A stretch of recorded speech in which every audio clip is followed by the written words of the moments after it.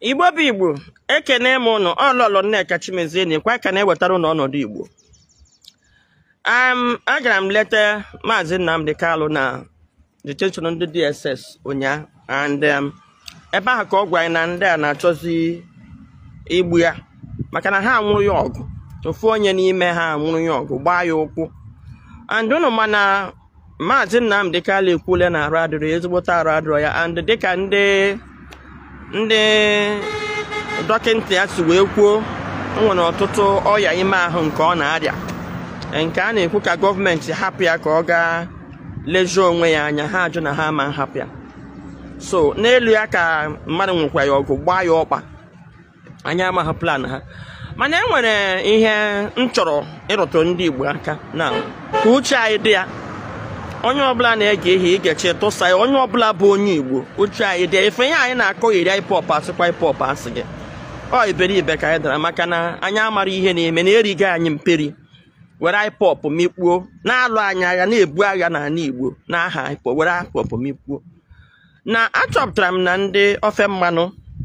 na-alụso anyị agha, and ụnụ maka ha si eme, ha na-aghọ aghụghọ hinne. Ha ji ụzọ aghụghọ alụso anyị agha, ha ama nchenwu na anyị aka mgba sị ka apụta lụba ọgụ na ọwụọ na aka ya ọ bụrụ agha ka alụbịa. And ha mana ndị Igbo adakịa anyị na-akpagharị. Enwere ụnụle anyị ihe na-eme ugbu ọkachasị vidio, ọkachasị voice notes nke pụtara na-efegharị nkata Ibukunle Amosu na onye na-esote onye isi ala anyị Kashim Shettima kpara nkata. Ha kpara maka ndị Igbo. Ha kpara nkata ebe 2013 mgbe ha na-akwado APC. Ihe chọpụtawu na enwere ndị abịa na Naịjirịa, enwere ndị Awụsa, ụfọdụ n'ime ha na-ejighị anya afụ ndị Igbo, nwekwe na-aghọtaghị ihe a na-ekwu maka Naịjirịa. Ndị nke ihe ka ha mkpawu na onye ọbụla ga-ekpewe okperechi ha. Nwekwe ndị nke ghọta n'obodo a obodo a ekere ya. Abịakwa na nke ndị ofe mmanụ, enwekwa ndị ofe mmanụ believe na ndị Igbo ha hapụ ndị Igbo prosper, ha nwa ga-ada unless ma ha debere ndị Igbo ka oru, ndị Igbo na-akpata ego, ha na-akpara ha ego nke ha ga-eri. So ha dị ụzọ mmadụ na-agba. And onye isi bidoro ihe a na be ndị ofe mmanụ owo Chief Obafemi Awolowo, unu lee anya nga ọ gara ọkwa nga ọ na-emegharị woro ka o ji wee gaa nga. And unu chọpụta na ndị awụ ndị a na gị na ha mekọọ ihe, ịdawa ha hapụ gị gbaghaa gị, ịlụọra ha mgbe ha ga-alụrụ gị, ha gbaghaa gị, ha dakwa ofu ebe. So ihe na-eme ugbu a na-achọ ka m kọlụ attention na etu ihe mere n'oge agha. Ọ ma n'oge agha bụ Ojukwu wepụtara Obafemi Awolowo na nga, anyị kwuo ka ekewa, ọ nata ha nye ya finance minista, o ree Ojukwu gaa n'ihu agha soro ndị ugwu buo anyị agha. Enwekwa ndị be ha ahụ ndị kwete na Naịjirịa na-ekweteghị na ya bụ ọgụ. Kwada mba na ọ ka mma na emere this regional system of government tupu ihe o kwuru na bụrụ na ọ ya ka mma. Ọjị mmadụ dịka Wole Soyinka ọ gara ya nga, mmadụ dịka nna kedu afa nna former aviation minister echefule ma Fani Kayode, nna ya ha gara ya nga ha na-alụso, ọ kakwara ha mma. Mana n'ihi ihe ọ ga-erite nya ga-alụọ na agha ahụ. Nlezi anya ma na agha ha chere nọọ ọnda ihe ha chọbụ ime ihe igbukpọ ndị Igbo egbukpọ, mana ihe otu ha siche ya bụtụ ka o si wee dị. Ndị ọkwa ihe otu onye nke a na-achịkwa ekete otu ochikwa ihe abụkwa ha otu ochara, mana nọ na nke a ka ha ga-ebizi aka n'ala finally wee lụba agha Igbo wee mee ihe n'anya ha oduo ha fọ ihe dịka ahụ ịtọ. Awolowo lezi anya enwe ihe ọma ọ ga-eme, o werezie hunger as a weapon of war, blọk ebe esi ebute nri. Ka a jụrụ ya ọsị all is fair in war. So wee were kwachọkọ gbukpuo ụmụaka anyị, alụchakwa agha. Unu le anya ka alụchakwa agha na ahụ na onye nwa bụ onye wetere tutu naira were nye ndị Igbo, no matter ego onye ị nwere, 2 pounds unu 2 naira nye ndị Igbo. Ọkwa tutu na chee na ọzi ka enye ha ka ha nwụtọpụ, enwere ka ha ga-eji kili anya ekulikwe. Unu lekwa anya na ahụ so many evil policies emere edebe Nigeria n'ọnọdụ ọnọwụ policies Awolowo mere. Subsequently onye ọbụla la be ha ga-aga arụ ọrụ bekee na onye mfuli wee na be anyị nwụrụ anwụ ọchịnata anyị, mana result akpọọla. Fast forward na mgbe ha na-achọ ịkwado otu a na-akpọ APC, ndị otu ahụ bụ ndị otu Awoluwa that movement onye tekiziri leadership ya wụ onye isi ala anyị awụ President Bola Ahmed Tinubu onye tekiziri onye isi that group ihe mkpọrọ ha gangster of Lagos maka na ebe isi ha nọwụ na Lagos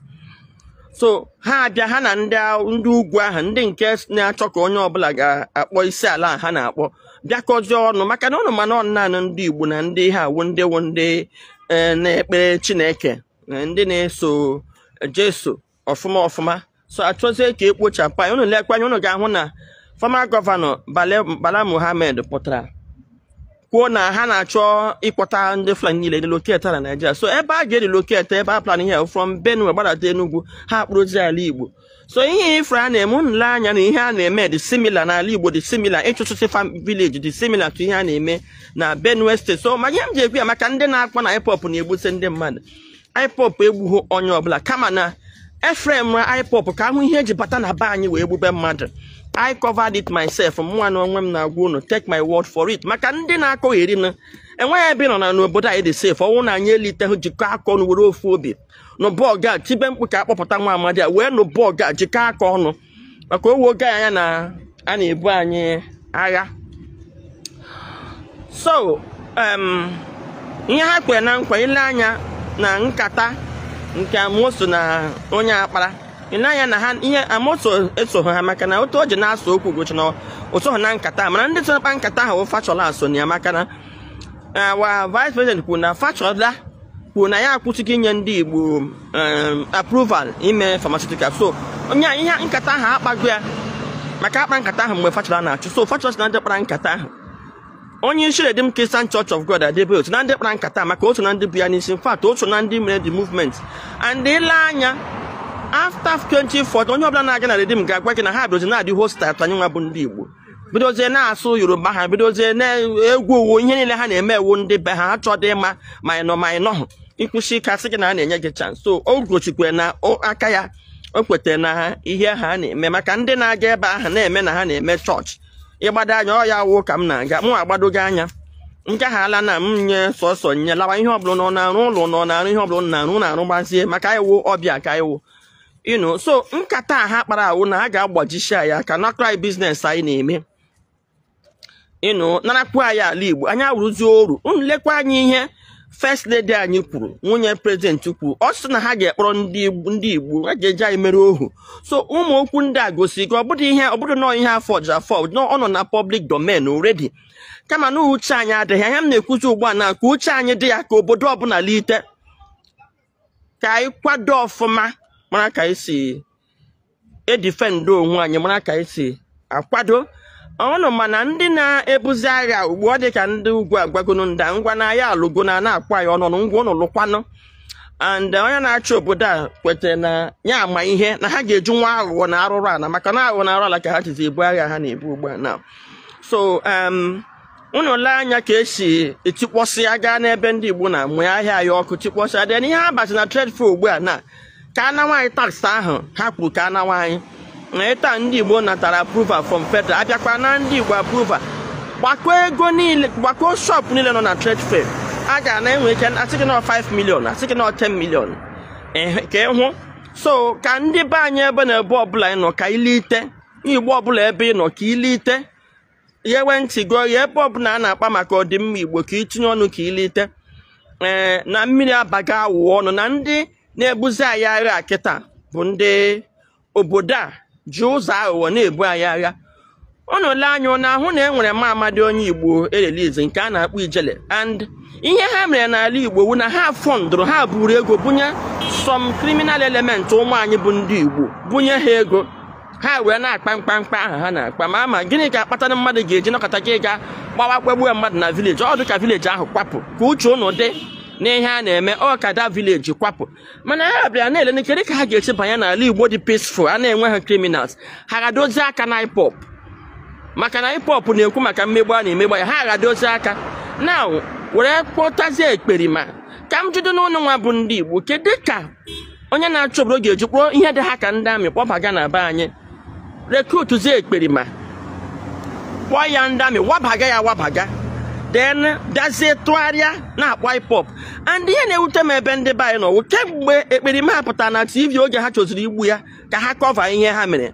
kwuo na ọnya nwa ka kọntraktịrị enwebeghị ndị be anyị litere nụ jụọ ọnya ajụjụ ihe onye nọdụ ebe ọ nọ ọsa nọ n'ọhịa ndị ahụ ịfụ nọ n'ọhịa unu rote na brekịrị jeelụ n'Owerri breki ọda jeelụ n'Owerri kpọkara ndị ohi niile ahụ nọ na jeelụ nga onye nwa amadi a ya trencha ha awụbaga platfọm eji wee rụọ ọrụ ahụ n'ala Igbo Ebube Agụ unu chima m ihe m na okwu wee jokwu sọsọ ebe egburu mmadụ asakrụ vileji wu ebe Ebube Agụ ahụ nọ ebe Ebube Agụ na-anọghị enwe ihe mere ebe ahụ ka o doo n'anya maka na anyị kpagharịrị ghọta ihe na-eme na anyị emego unkọva ma Ebube Agụ ma Saideke bụ onye ọbụla na-azụ isi onwe ya ka anyị nọ na-ebegodo akwa nke a federal government is recruiting another set of criminals ọ ga-awụba n'ala Igbo mmadụ dịka Ijele mmadụ dịka Ikenguru Agụ unu gbakwa nkịtị nke a mee mmadụ dịka Keshi na Osihitokwa ndị awụ ndị nọ na soshal midia na blackmail hip-hop ị gaa na platfọm ha ebe ha na-ekwu okwu ị ga-ahụ ka ha na-recruit some youth ebute ego ugbu a na-ebu ige ha wụbakwa ha ebe ahụ kpọwakwa hip-hop ọnụnụ maka na anyị adị elere anya anyị adị eche echiche ọfụma of course ha ji na midia ihe ọbụla agwa na anyị na midia anyị ekwete anyị adị ajụ ajụjụ so ihe m na-agwa ụmụ Igbo ugbu a na-awụ na another second phase of ịwụbaga ndị ekperima na nọ na ya maka na aghasala nke na ele anya na ahụ na Gentle the Yahoo kpọrọ ha nwụrụ ya ozugbo emepere ha nwụchi ndị anwụpụ ị na-anya na ahụkwa na Hope Uzodimma ekwuru na ya ga-ere ezu vigilante obodo ọbụla ekwekwara ya rezo ha obodo ọbụla la ga-ewere aka ha rezoro onwe ha vigilante obodo ọbụla ekwekwara ya rezoro unu vigilante maka na ọ dị youth kịta na ndị a na-akpọkọ Ikenguru Agụ Ijele na Keshi na-akpọkọ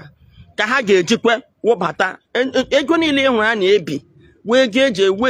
eji na-akwado ma nke a na-alụ na Benue ma nke a na-alụ na ala Igbo ọ ya wee ego niile a na-ebi ka Igbo mụrụ anya lite ka m na-agwa unu le anya na ndị ereliziri enwere som ekperima ndị Igbo ndị na-ekidnapụ mmadụ ndị gbugasị mmadụ erelizi ka m jụọ nwa bụ ndị Igbo ndị a na ekperima na-ereliziri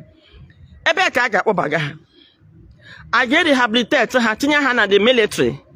ka esi wee rehabilitate ndị Boko Haram wee ha na military ka ọkwa ndị ekperima niile a ndị Igbo niile a na-awụ ndị ohi erelizi m na-amaghị reason gọọmenti ga-eji lekọta anya ndị oge erelizi ya wụrụ ndị ohi na ndị na-ekidnapụ mmadụ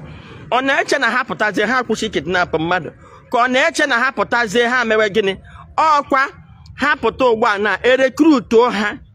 ka ọ bụrụzie ma bifo anyị na-atụ aka na Saideke bụ na ọ bụrụ onye Igbo ka ọ bụrụzie nọọ ndị Igbo anyị na-eme ihe ahụ ka Igbo obodo ọbụla onye Igbo ọbụla na-ege m ntị unu mara obodo Keshi na Osihitokwa jee gwa na ndị PG Osihitokwa na ndị eze Osihitokwa na Keshi nwa ha nwoke sokwa na ndị federal gọọmenti na-enye ego ya na-recruit boys online ndị ga-ebirokwa another attack Ikenguru Agụ na Ijele unu le anya na ahụ na protest Ijele na-eme na a na-enye ya ndị nche ndị na-eche ya nụ ndị security mana nke anyị mere na ihe a mana nke ndị mmadụ mere ọfụma agbahati agas mana nke ọ pụtara n'ihu kwuo na ya ga-eji mma mapụ Nnamdi ndị polisi n'ebe ahụ ka ị wee hụ na ọ federal gọọmenti na-afọndụ ha na-akwado ha so ihe m na-akpọ den ndị nke a na ndị ohi ndị nke a na-ewepụtakwu na nga ụnụla na ahụ na Ijele eche ha na nga pụta bido meme ihe ọ na-eme ndị nke a pụtakwa na nga ugbu a na ego niile ebiri cheke ga-ewere ihe dịka 10 billion bunye ndị a cheke ihe ha ga-eji eme sọsọ ihe ha niile n'onwe dị na-ego Igbo na-esi nri na-enye ụmụaka ihe asa ha mebe ha na-eme ka Igbo ka ilite mụrụ anya ndị eze obodo niile nọ n'ala Igbo ị na-ege m ntị biko a ga-agwa na eze obodo unu mmadụ na onye a m kpọrọ afa lekwa ihe federal gọọmenti na-eme nlekwa ihe ọ ga-awụ ka anyị makwana ka anyị ga-esi wee kpa nkata confrontzie ha na omume nke ha na-eme gwazie ha kpọpụga ndị amị ha na ndị Ebube Agụ ha ka anyị were aka anyị chewe onwe anyị ka anyị si eche onwe anyị na mbụ enweghị hip-hop mere ka anyị jidesia na hip-hop iko n'ọhụrụ obodo n'ọhụrụ ndị otu abụ hip-hop onye ekwekwala otu ada ihe awụ sọsọ otu pụtagoro nụ chịkọnata ụmụ okorobịa anyị niile ọnụ nwee ike ịgwa ha okwu ha anụ ihe ọ bụla unu ga-eme ịkwado ka otu ada nwụ na iwuru onye Igbo tinye aka tinye ọnụ mee ya hụ na otu ada ha ndewo